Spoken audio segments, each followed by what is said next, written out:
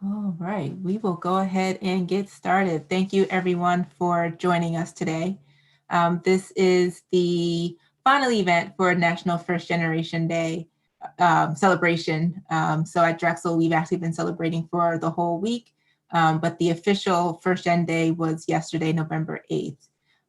So November 8th was selected as a day to recognize those who are first generation because it signifies the signing of the Higher Education Act of 1965 by President Johnson, which opened up higher education for low-income students and students of color. So I think it was about 2 or 3 years ago, the Council for Education Opportunity decided that it was time to celebrate First Gen, and they selected November 8th as that day. So I am excited that, this past week of events, we've been able to partner with some great offices, and today is no exception. It's very intentional that this is our final event. As you know, this week is we celebrate Veterans Day, and a lot of our student veterans at Drexel are also first generation. So what better way to kind of pass the torch of celebrating than by co-hosting a panel to show the diversity of our students. My name is Dr. Tasha Gardner, and I serve as a director for the Center for Inclusive Education and Scholarship, which houses the First Forward program, which is Drexel's first generation program. At Drexel, this program has been in existence for 4 years now. It was started by myself and 2 other colleagues, all of us who are first gen, and we really wanted to create something that was a place for students, faculty, staff, and alum to connect around being first gen, and also share our experience of first gen, especially for those who may not be, but definitely are interested in learning more and want to be able to support our current students who are. So with that said, I would like to pass it over to Rebecca Weidenthal, Dr. Rebecca Weidenthal, who will talk about OBSS. Good afternoon, everyone, and thank you for this opportunity to partner. I think it's going to be an awesome panel, and we're going to be able to learn a lot from each other and feel affirmed, I think, by each other's stories. So I just wanted to quickly give you an overview of the Office of Veteran Student Services. Our office has been in place since 2009. At the moment, we have nearly 700 student veterans and military dependents. That has grown significantly over the years. In the first year, we had less than 100. And so, as you can see, the steady increase of our military connected students is pretty significant, and we are thrilled that they have the ability to create community, continue to have each other, to share experiences and to grow together. We have a number of different communities within the veterans population. We have the task force, of course, which represents all of the different departments on campus that support veterans. Tasha's actually on that task force, as is Marisol. We have the Drexel Veterans Association, which is the student organization. We have the Office of Veteran Student Services ambassadors.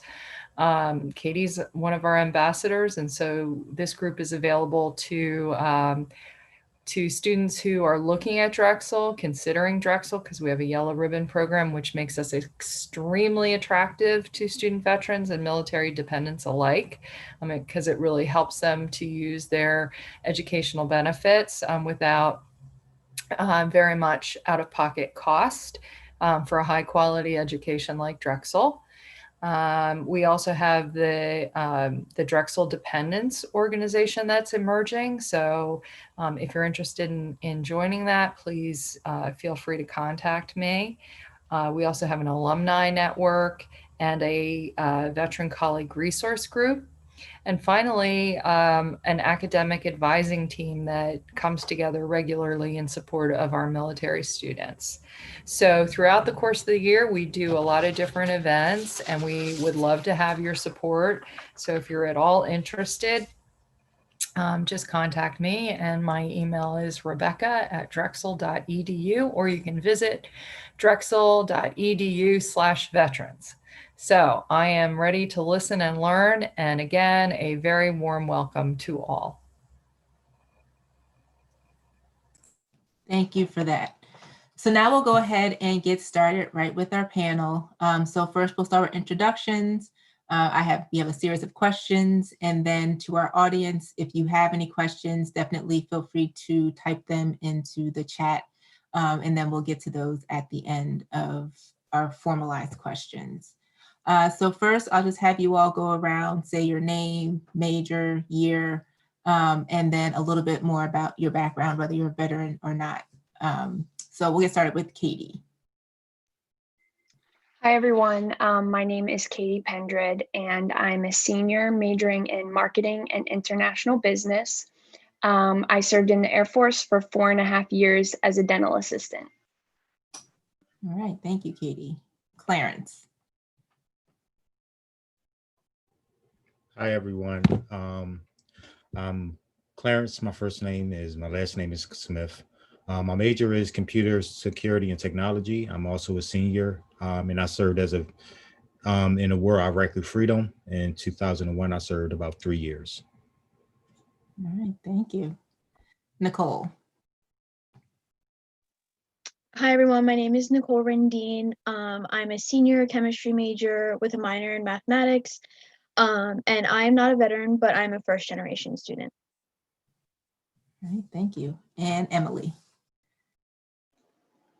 Hi, everyone. My name is Emily Walls. I'm a 4th year junior studying architectural engineering. I'm not a veteran, but I identify as a first generation student. So yeah. Nice to see you all. All right, thank you. All right, so why did you choose Drexel, and what were you expecting when you came to Drexel?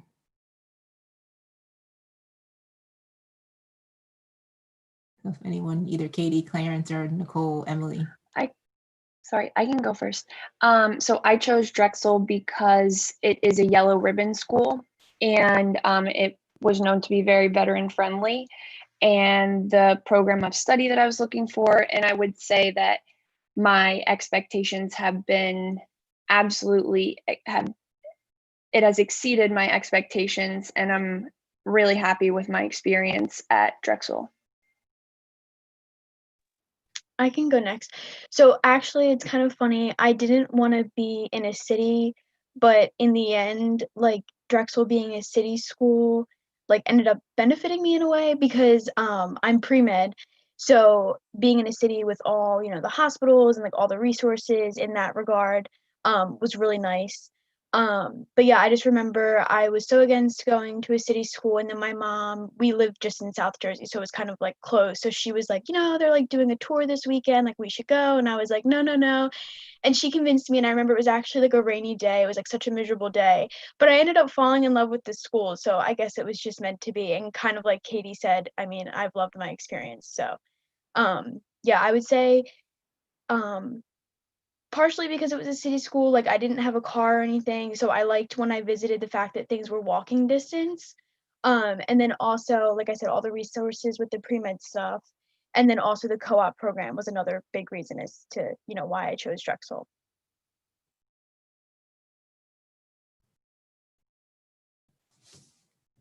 All right. Anybody else want to take that question before we move to the next? All right. So before coming to Drexel, what were you most proud of? And has that helped you with your transition to college life and your education?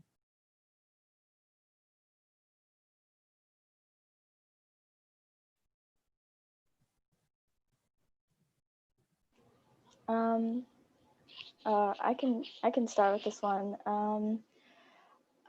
So before I went to Drexel, I was in the junior ROTC program in high school. And that was a huge part of my like high school career and life. And I think I was like a cadet captain by the time I graduated high school or something. And like that leadership program really shaped who I am today. And it helped me like learn a lot about being a leader and like being like a contributing citizen of America, where I didn't really know what that meant or what that was before. So I would say that, and like my impact at my high school was like the biggest and like most important part, or like what I'm most proud of before I came to Drexel.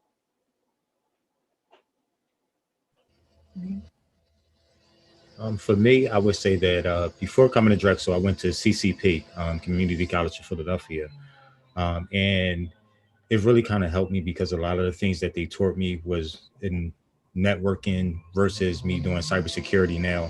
So it really helped me a lot to learn the things in community college and then making the transition over to Drexel because um, just doing the work alone in Drexel is kind of difficult and is tasking and everything like that. But because I had already had the skills that I learned at CCP, it really helped me a lot.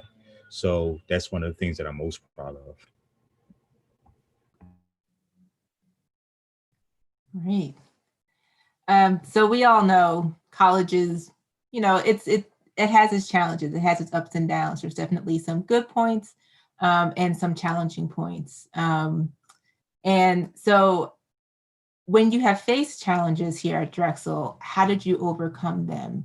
And who or what helped you overcome them, whether it's different offices, people on campus, things like that?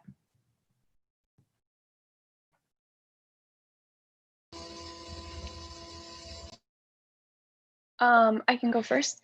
I would say challenges academically. I think that going to your professors or our professors is the number one, like make sure that you build that relationship with them. Try to participate. I've tried to, sit at the front of the classroom to participate and go to office hours and make sure that I understand what is going on, because in the end, they are there to help you succeed. And I think most of them care about your future. So I have, tried to build relationships with them and really use the resources that they provide. And then also any like offices on campus, like the Math Resource Center was my second home at one point, and the writing lab. So I would just say academically, when I had challenges, I 100% used the resources and they got me through college. I really believe that. And um, I think community is huge. So it wasn't until later on in my studies that I found the veteran community. And I think that after finding that, it opened so many doors.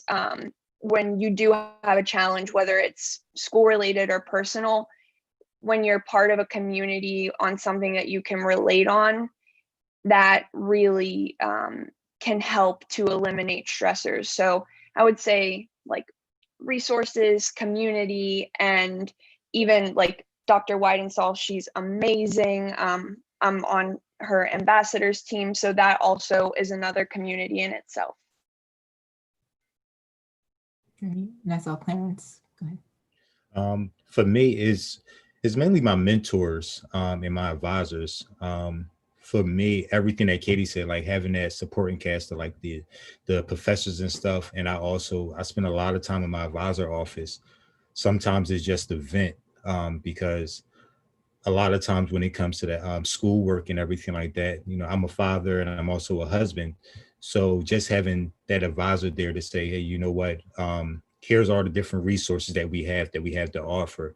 And if you use this, like one of my big things was time management, getting a hold of that with the 10-week courses, it was a lot, but for them to actually show me how important time management was and actually get a schedule, it really helped me a lot. And then with my mentors, having them there, not just to say, well, can you help me figure out this problem, but actually just giving some great advice and not actually telling me what to do, but just challenging me on myself and seeing what ways I can better myself as a college student and as also as a professional. So those are like the major two things and two people that I really, I guess I huddle around the most to help me get through those challenging times at Drexel. Yeah, I just want to like reiterate what Katie said. Definitely the MRC. It's like so funny. I feel like the MRC is like a pivotal point when you discover that in at Drexel.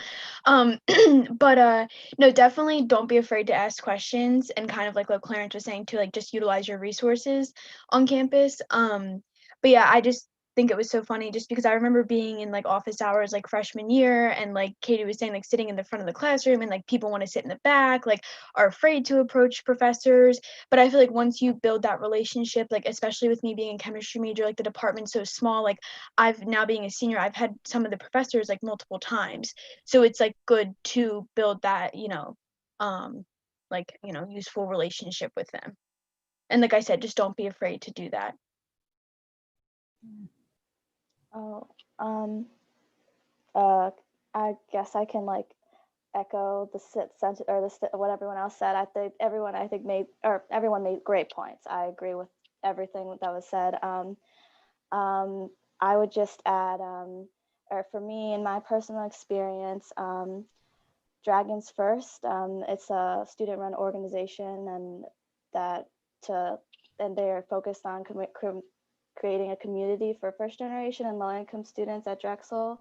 I'm kind of here as a representative of them. Actually, I'm the vice president right now, but they really are, or they, at least for me, they really made me feel welcome at Drexel. And it was like welcome week. I think I met like most of the board members at some random panel, but I'll never forget one of the students who's still a part of the board today and part of the club came up to me and gave me like a full list of textbooks because I was so worried about finding textbooks like that, like because textbooks are expensive. Oh my gosh, like, and I still am buying textbooks left and right for classes here and there, but I'll never forget like that like olive branch, and like they just dropped everything and came up to me, and like that club has been there for me time and time again.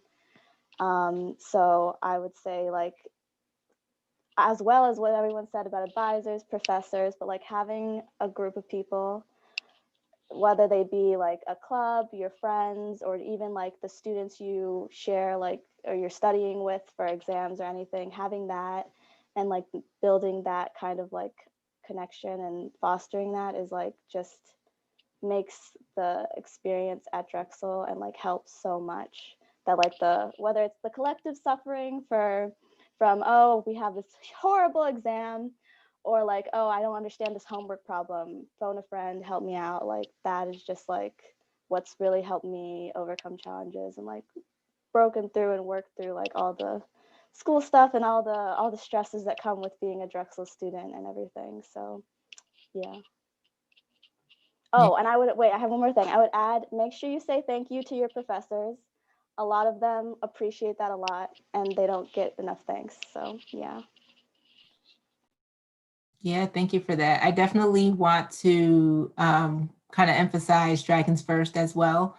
So they are the student organization for students that are first gen and low income. And I definitely, for any students who are watching us today, definitely would encourage you to find them on Dragon Link and join that organization. And also, I think any organization really to do first forward to, sorry, any organization will definitely be a benefit to you as a student in regards to building your network and really finding your community. I think those are the things that I heard echo through everyone's comments. All right, so this one is a little bit more for either Katie and or Clarence. But as an adult learner and US veteran, what was the transition to college in Drexel like? And was there anything that was surprising along the way?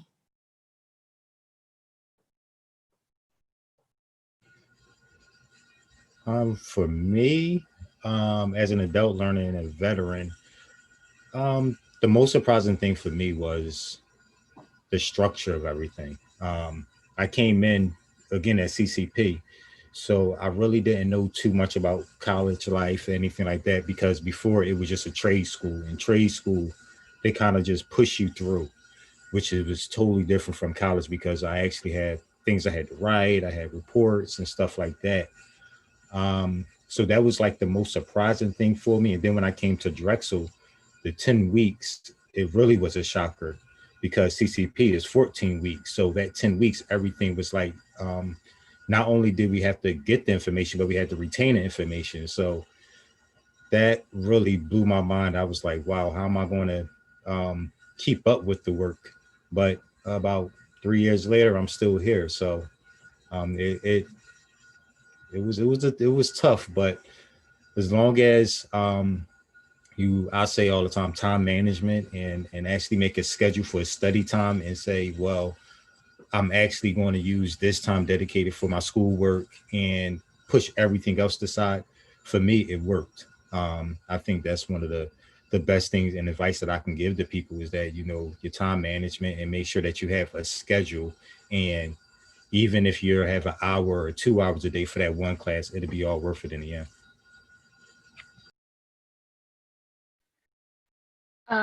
So I found it really difficult academically, like going back to math and writing. I mean, I hadn't really used those skills in like 6 years since high school. And so, like I said, just, I immersed myself in all of those resources, and I looked for the support from my younger college classmates, because they, we're all going through the same coursework. So regardless of if we're 6 years of age difference, it didn't matter, because once we sat down next to each other and we're doing our work, like that age difference really goes away. um and I would say, yeah, that the quarter system, when I heard about the quarter system, I was like, oh, what does that matter? Like, I'll be fine. And then I found out how much work was required. That was kind of, like Clarence said, that was shocking. But I really do think that it makes us students so much more prepared for real life. And one thing that surprised me about traditional age students is, like, I have no idea, because the first year that I was at Drexel, taking all like prereqs, I really only focused on that, and I felt like I had no time at all. And I feel like younger students, they're involved in clubs, they're like going out and they're doing like all these things with their friends, and they're still managing their course loads. I really don't know how they do it, because there's no way I would have been able to do it. So I really idolize them for that.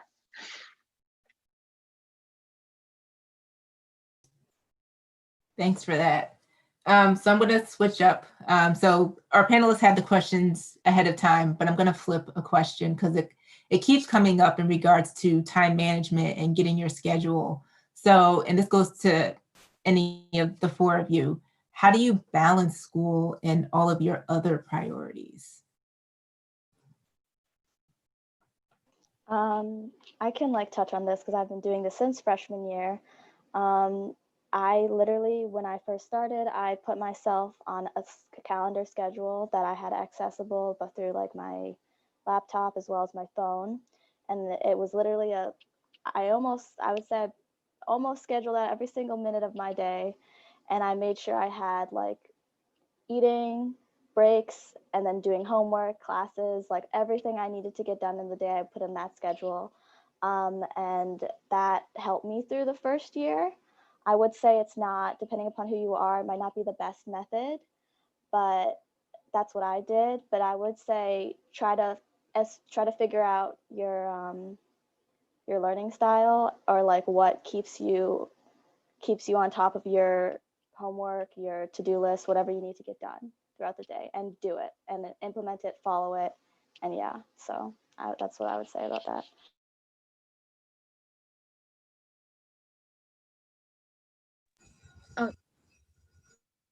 Sorry, Clarence, you can go first. No, it's okay. Ladies first.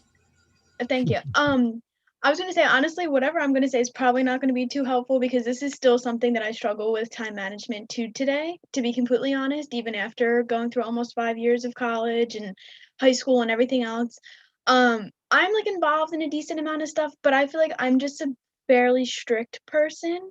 So I think between just like setting priorities, like my family always comes first and I set school to become first. You know what I mean? So if I miss out on like some kind of social thing or like a club activity because I know I have like an assignment due, that's like okay to me personally because I feel like if it means me getting a better grade in a class or on an assignment, that's okay. But other people I know it's like you want to be able to get it all done. And I mean, I also feel like I typically manage to get everything done that I like want to or attend everything. You know what I mean?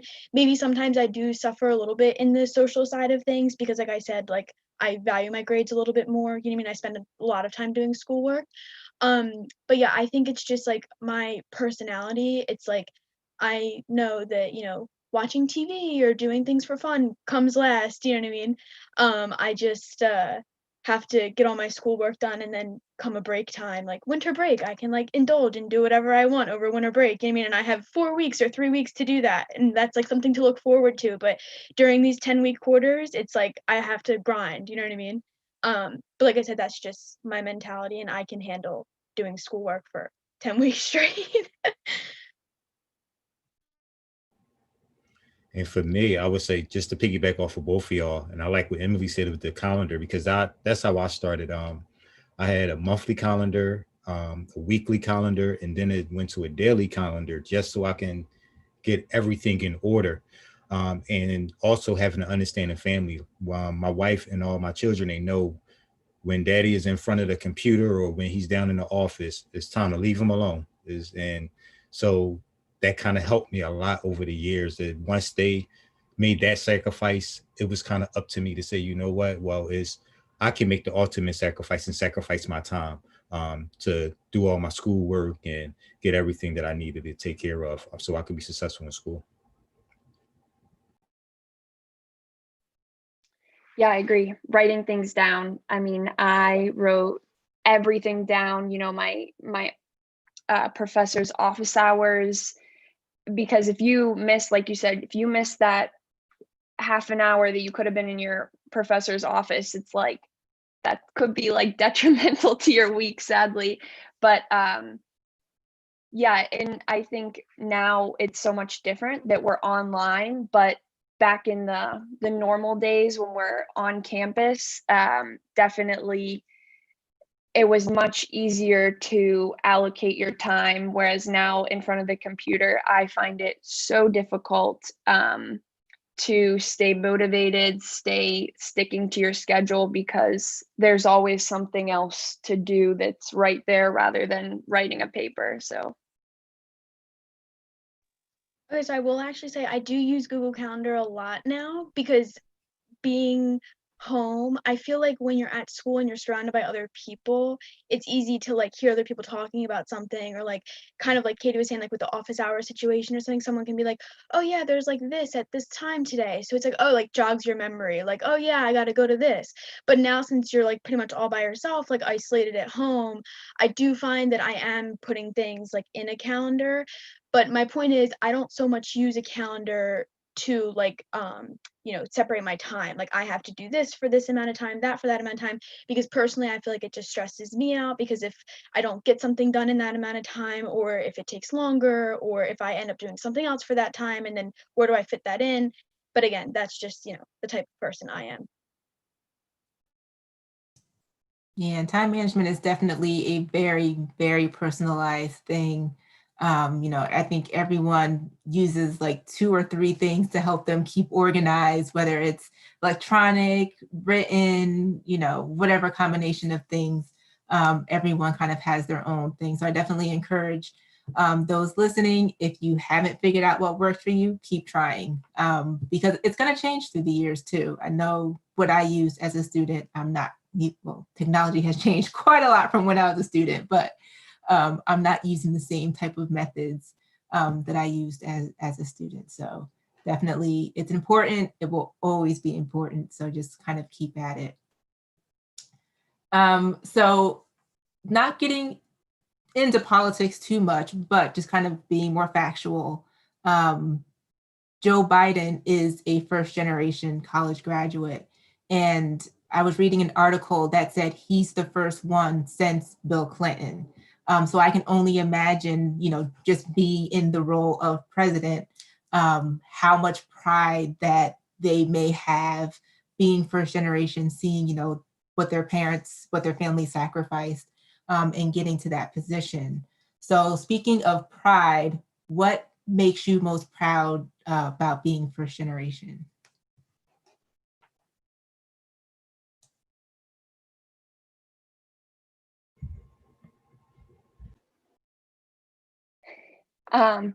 I would say the amount of how independent that I feel. I always wanted to go to college, and the military was kind of like a stepping stone for me to do that. And I think the fact that I like set my mind to something and I freaking did it, and I'm about to graduate college, and it's like crazy. But I would just say, yeah, the amount of like independence that it gives you, and the fact that you feel like, oh, I'm not smart enough, or I'm not, like I can't measure up to my peers like that, but like here I am. I did it. So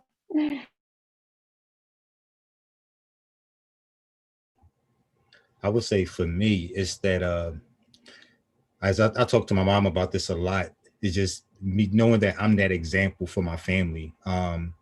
For me, a lot of my family growing up in the city is we don't hear too much in Philly that, hey, this guy done went to college and he graduated from a private university. And for me, just to raise my hand and say, hey, I am that one that you can look at. I am that one where my family can say, well, we can just go out and get a job at McDonald's or anything. I'm like, no, for me, that's never been good enough, because I look at like anytime you want to be successful or you want to be successful in anything, not that education will make you successful, but it gives you definitely the upper hand. And to know that that bar that everyone is trying to reach, or that bar everybody's trying to grab, we have that opportunity to not just grab that bar, but actually pull up and help somebody else to say, you know what, let me help you to get to where I am. Because what I tell my children all the time is that I want you to be better than me. So I know if I can set that bar, and that bar, whether it's how high it is. I have a favorite saying that I use all the time where I'm gonna shoot for the moon, and the closest I'm gonna get back to the earth is the stars. So I use that with my children. I use that with everybody, and say, as a first generation college student, that that bar is never too high for you to reach and to be anything that you want to be. So that's the most proudest thing that I am, to say that I've did it, and if I can do it, I know anybody can do it. So mine is very similar to Katie and Clarence. It's kind of weird because I feel like it makes me proud, or like I'm proud to like have made my mom proud, you know what I mean? Like to have been able to do this, and even though like she couldn't do it, but like now I can do it, you know what I mean? Um I feel like I'm gonna cry. It makes me kind of like emotional. Um but yeah, I just feel like it like makes me proud that I can like do this, even though like I said my mom couldn't do it. And then like Clarence said, now I can set this example for like my children. And then, hopefully my children, can go to college, and then we can all just continue this like same trend, from here. And then like Clarence said, they can be even more successful than me. And my mom literally tells me the same thing that Clarence tells his children, about like, or I don't know if Clarence, you said your mom tells you about like being more successful than her, but that's literally what my mom's always told me. It's like she just wants me to be better off than she has, and not to have to struggle and blah blah blah, you know what I mean? So like Katie said, now I'm here 5 years later, and like it's over, you know what I mean? So it's just crazy to think about. But yeah, it pretty much just has to go back to what Katie and Clarence said. It's just been a crazy experience, and it's over almost. I don't want to speak too soon. Still 2 more quarters, but Um, well, I can just say, Nicole, that was very moving for me. And yeah, I guess for everyone. I'm actually, so my dad was actually like the first person on like his side of the family to go to college. So I'm more of the result of that.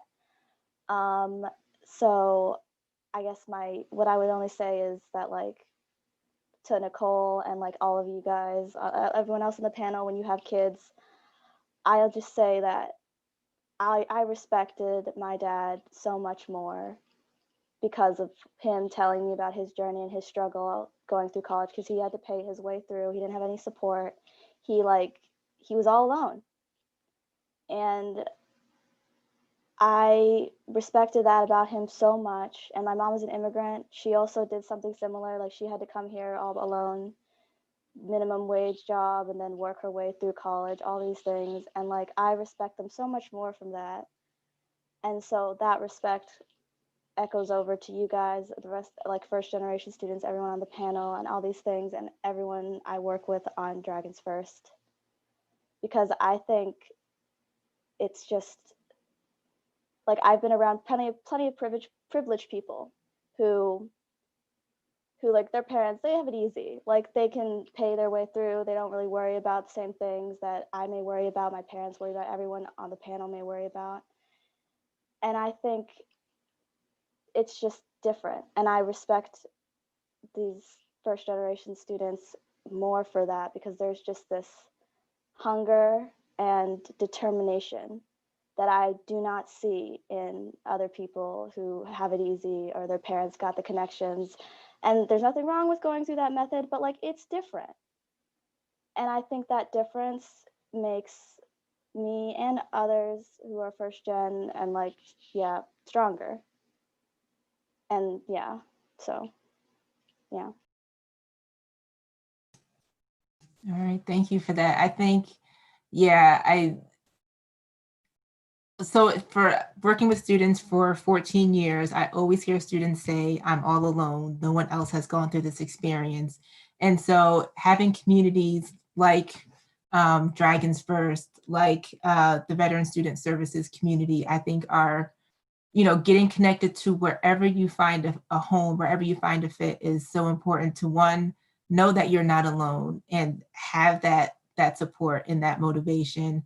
But then also taking pride in, even if you truly are alone, taking pride in the fact that you are still moving forward and still, going along the path that you have set for yourselves.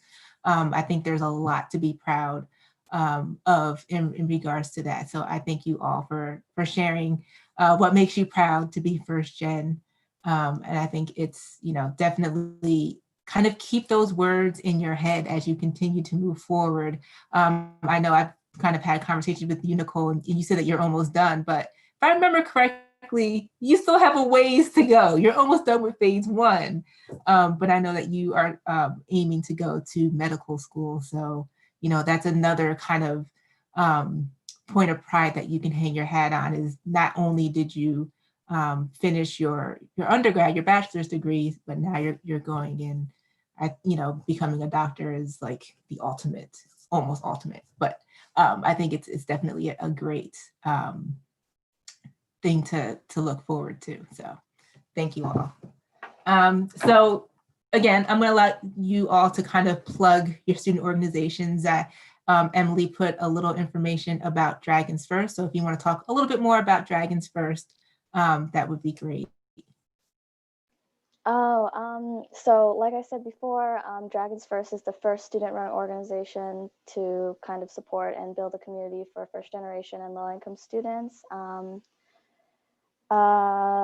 We do kind of use the terminology a little bit more loosely, just because like first generation is like a broader scope and can include like first person to go to college, or yeah, like a lot of immigrant families as well are involved in the organization. We're actually we're kind of like, we work with this nonprofit group called Collective Success, and they're like a Philadelphia-based nonprofit, and they are really great and helpful and like super just amazing. Like they are so great. They have so many connections, and they've really built this, like the name says, a collective network of people and first generation students.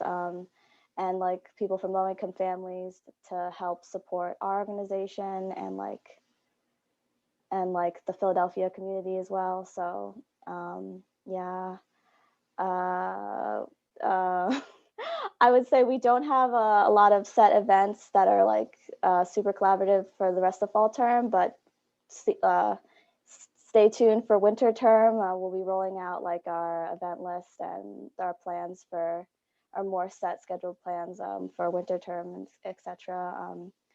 So yeah, that's Dragons First. Come check us out on Facebook and Instagram. All right, thank you. And I'll let Katie and or Clarence talk a little bit about the Veteran Student Services communities.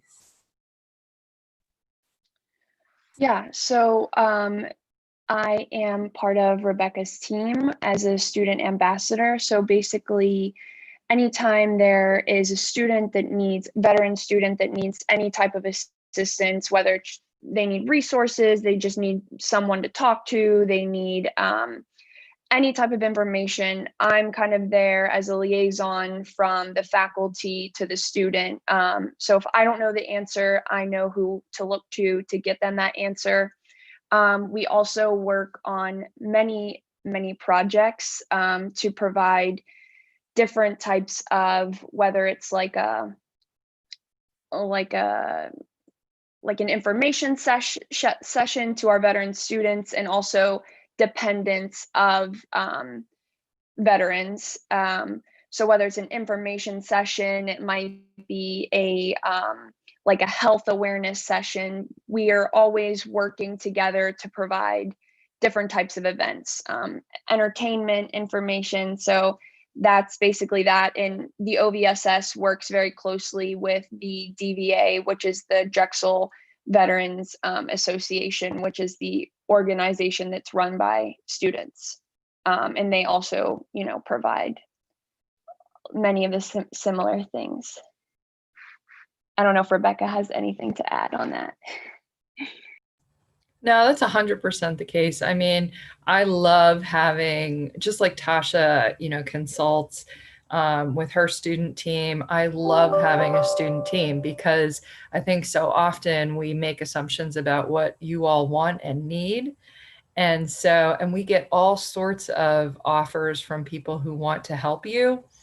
And I always say, I think that's an interesting idea, and thanks for bringing it here. I just want to make sure that I, check it out with the students to see what they think. And 9 times out of 10, that ends up being a really good way to have a program that ends up being successful. So, my hat's off to Tasha and all of you who have really taken this first generation program, from ideation to success and growth. And I think that's a lot to do with the fact that, you have great leadership both in Tasha and in your committed students. So, and you always want to have that kind of collaborative, keep it real conversation with each other.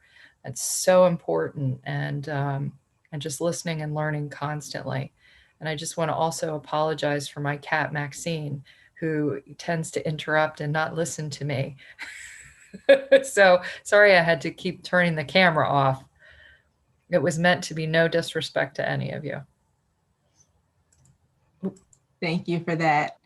And so now we have a couple minutes left. So if anyone has questions, definitely feel free to type them in the chat. I do want to also do a plug. So you may have already submitted a request for these, but we are still mailing out First Gen and Proud iron-on patches.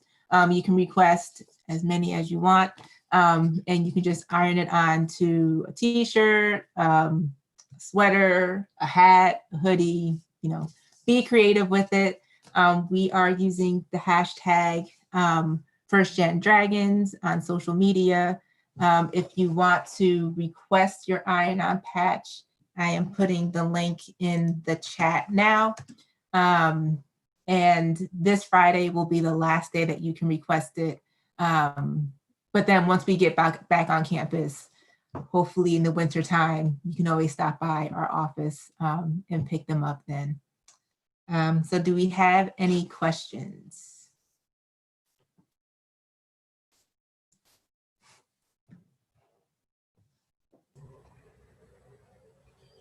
Tasha, I would just also like to invite everyone to come to our events, and they're listed at drexel.edu/veterans.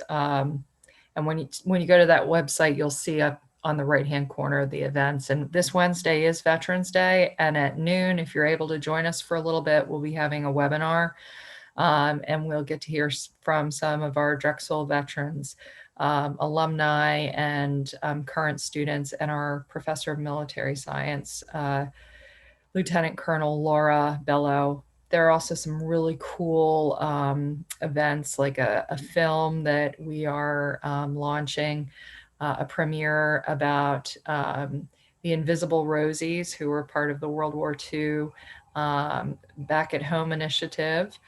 And I just love to have you all with us. So just a shameless plug there. The more, the merrier. Thanks for sharing. One last question for the group. How do you stay strong in COVID? How do you stay Drexel strong?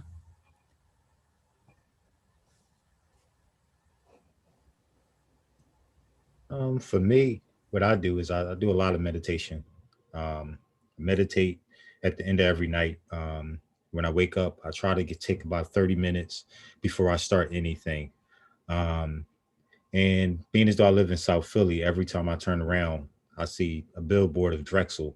So it's like, all right, one day we're going to get back to normal. I'm going to start seeing my peers and my colleagues again. So it keeps me motivated to say, you know what, the end is near, hopefully it is COVID, and I'll be around people again. So I do meditation as well, Clarence. I would just echo at the beginning of my day, or like whenever I end up waking up, whether it be early or late, I just try to do some sort of exercise, get the endorphins going before I start doing anything, just so like I can be in sort of like a better mood before I like go through the grind or whatever I'm doing that day. So yeah. Okay, so similar to time management, my mom has always told me that, I should try yoga, I should try meditation, but it has never worked for me personally. But what has kept me going during COVID, is I actually have been home recently. I still have an apartment on campus, but I have two golden retrievers, so I've been spending a lot of time with my dogs. Also, I've been home with my mom. I do have roommates at school, so I still have, my point is like still keeping, interaction with people. Don't completely isolate yourself is my point. Because I feel like that's easy to do right now, get totally in a rut and just, cut off pretty much everyone. Because obviously, like Clarence was saying, like, I don't know, we're not interacting really with people from school, although I kind of wanted to touch on that too, because I do have someone in my major that we do a lot of our work together with usually, and we've kept that going. So we're just like meeting over Zoom because she's still on campus, I'm at home. And even when we both were on campus, just, for safety reasons, like we were just still meeting over Zoom. So I feel like you still can do that. And also like me and Katie like emphasize so much like meeting with professors. Like a lot of professors are still like um offering office. I mean, I think everyone still has to offer office hours, but what I was going to say is like I think a lot of professors are still pushing like, we're meeting, we can meet over Zoom if you want to do a Zoom meeting, like whatever. So if you find like that would be helpful, my point was is just, utilize that as you feel, needed. Yeah, I think you said that really well, Nicole.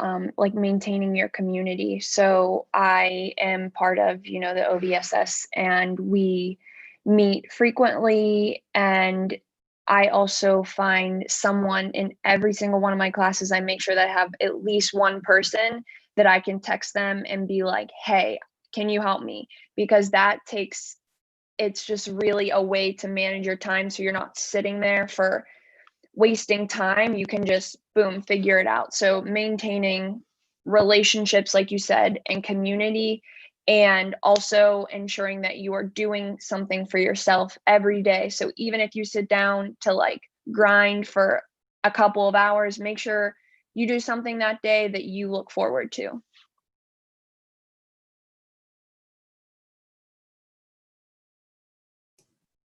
All right. So I do see we have a question. How can we as advisors encourage students to reach out to faculty to forge relationships?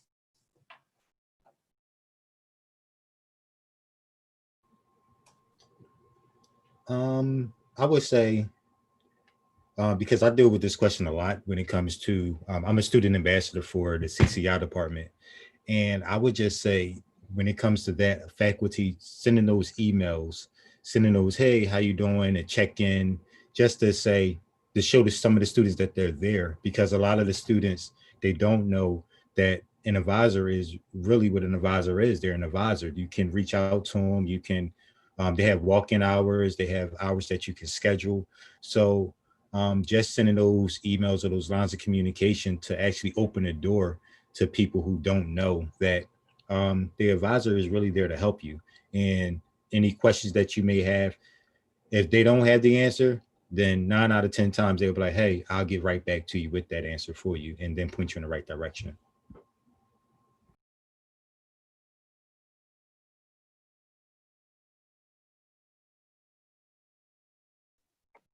Yeah, I think you guys, I have found that you guys do a really good job. I think with students, you know, you, as you probably already know, you're the professional. Like you can lead the horse to the water, but you can't force them to drink. And I think with the thing that I've seen with a lot of like younger students is they refuse, they will struggle until like they can't struggle anymore, and they refuse to like use the resources. So I don't know, and I think it's really useful when the professors really push resources. Like when the professors push it, I think that like the students are more open to hearing that, whereas an advisor, I don't know what it is. I feel like when the professor's like, look, here's your resources, I think that students are more likely to use them.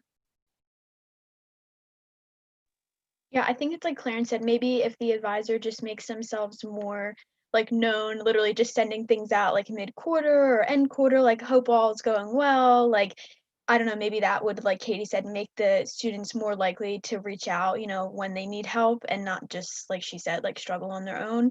And also like Katie said, like with reaching out to professors, I literally had a professor that offered cookies to the entire class. He said he would bake cookies for the entire class if, I forget what the threshold was, but a certain percentage of students came to his office, and you didn't even have to come with like a question, nothing. You just had to show your face. And he said if a certain percentage showed, then he would bake cookies for the entire class. And I think he offers that like most quarters, and only like less than a handful of times has he actually had to make cookies for the entire class because kids will not come to his office. I don't know what it is, but it's like Katie said, people would rather struggle. Like I don't know. I feel like cookies are a great motivator, at least for me. Jackie, do you guys still do that boost? Do you remember way back when LeBeau was doing the boost? The boost. It was like a little message that went out. I think it might be 6 years ago or so.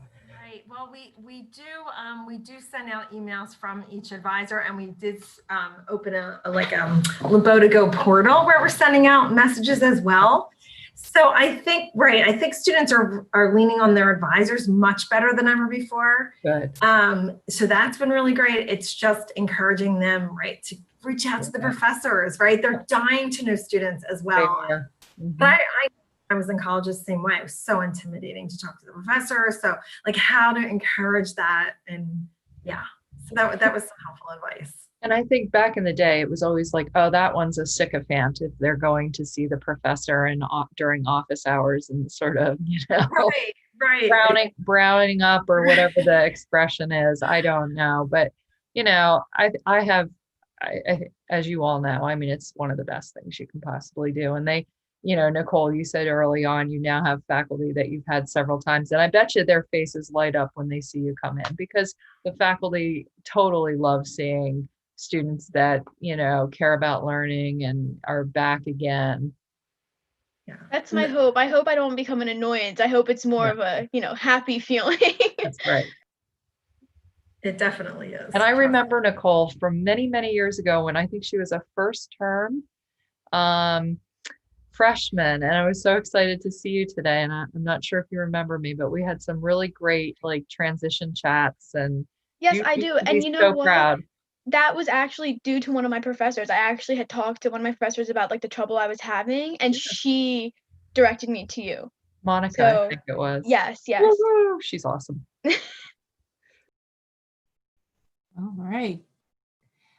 So we have just a couple minutes left. Any last minute questions from the audience before we close out for the day? Wait, I'm sorry. I didn't realize the time. I have class at 2:00, so I have to go. But it was nice meeting everyone and speaking with everyone. And I wish you all the best. Stay safe, stay healthy. Thank you. Good luck. Thank you. Have a good day, everyone. All right. So yes, I will give everyone 2-minute break if you have a 2:00 meeting. Thank you all for coming out today and joining us for our final event for the celebration. As First Forward, we will be doing more events in the winter. So definitely, if you've registered for this event, you'll be added to our mailing list. And I know that this week, as Rebecca mentioned, drexel.edu/veterans for all of the Veterans Day weekly events. So everyone stay safe, enjoy the warm weather, and have a great day. Thank you. Excellent. Thanks, Tasha. Great job, Bye. everyone.